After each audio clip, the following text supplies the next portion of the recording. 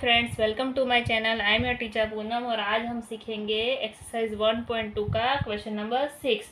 आपका क्वेश्चन 6 है, explain why 7 into 11 into 13 plus 13 and 7 into 6 into 5 into 4 into 3 into 2 into 1 plus 5 are composite numbers. इसका मतलब ये है कि हमें ये जो नंबर है मतलब इसकी टोटल प्रोडक्ट है और इसकी टोटल जो प्रोडक्ट होती है ये कंपोजिट नंबर है, ये हमें प्रूव करना है, मतलब है या नहीं ये हमें चेक करना है।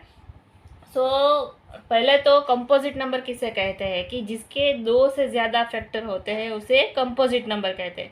सपोज कि हमने 5 लिया तो 5 की क्या फैक्टर है, मतलब 5 किसके टेबल में आता है, एक इटसेल्फ, मतलब ये खुद अपने टेबल में आता है, और 1 ये दो ही टेबल में 5 आता है, तो ये प्राइम नंबर है क्योंकि इसके दो ही फैक्टर हैं। और अगर हम 11 लेते हैं तो 11 भी इटसेल्फ और 1 ये दो ही टेबल में आता है। लेकिन अगर हम सपोज कि 8 लेते हैं तो 8 कौन कौन से टेबल में आता है, 2 के टेबल में आता है, 4 के टेबल में आता है, अपने खुद के टेबल में आता है और 1 के टेबल में आते हैं। तो दो से ज़्यादा इसके फैक्टर से इसका मतलब है ये कंपोजिट नंबर है। अभी हम पहली वाली प्रोडक्ट सॉल्व करेंगे। 7 इंटू 11 इंटू 13 प्लस 13। अभी यहाँ पे प्लस है तो ये एक टर्म हुई और ये दूसरी टर्म हुई, तो ये दो टर्म है, इसमें से हम 13 कॉमन लेते हैं। तो 13 हमने कॉमन लिया तो इस टर्म में क्या बचा, 7 इंटू 11 इंटू ये 13 की जगह पे 1 लेंगे क्योंकि ये 13 बाहर निकल गया, प्लस ये 13 भी बाहर निकल गया, यहाँ भी 1 लिखेंगे। सो 13 11 7 जा 77, 77 1 जा 77 प्लस 1। सो 13 77 प्लस 1 कितना होता है, 78। और अगर हम 78 के फैक्टर्स निकालेंगे, 78 के अगर फैक्टर्स निकालेंगे, 2 3 जा 6, 1 बचा, 2 9 जा 18, 3 13 जा 39, 13 1 जा 30। सो यहाँ पे 78 के क्या फैक्टर्स है, 2 इंटू 3 इंटू 13। तो हम इस तरह से लिख सकते हैं 2 इंटू 3 इंटू 13 स्क्वायर। तो ये हमारा कंपोजिट नंबर है। पहले तो हम इसकी प्रोडक्ट निकालेंगे, ये तो साबित तो हो गया कंपोजिट नंबर है क्योंकि इसके कितने सारे फैक्टर्स है। सो 2 3 जा 6, 13 13 जा 169, सो 169 इंटू 6, 6 9 जा 54, 6 6 जा 36, 36 एंड 5 41, 6 1 जा 6 और 4 10, 1014।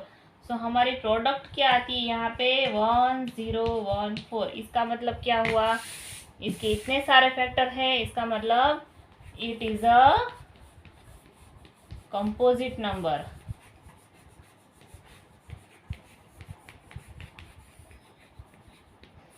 अभी हम दूसरा वाला सॉल्व करेंगे।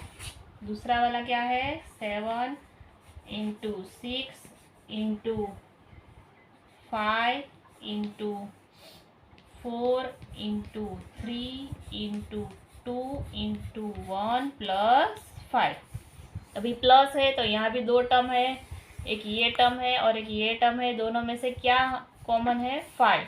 तो 5 को हम कॉमन लेंगे। अभी इसके अंदर क्या बचा, 7 इंटू 6 इंटू 5 की जगह पे 1 into 4 into 3 into 2 into 1 plus ये 5 की जगह पे 1 क्योंकि 5 कॉमन निकाला है। सो 5 एज इट इज, 7 6 जा 42, 42 1 जा 42 इंटू 4 3 जा 12, 2 जा 24, 1 जा 24 प्लस 1। अभी 42 इंटू 24 क्या होता है,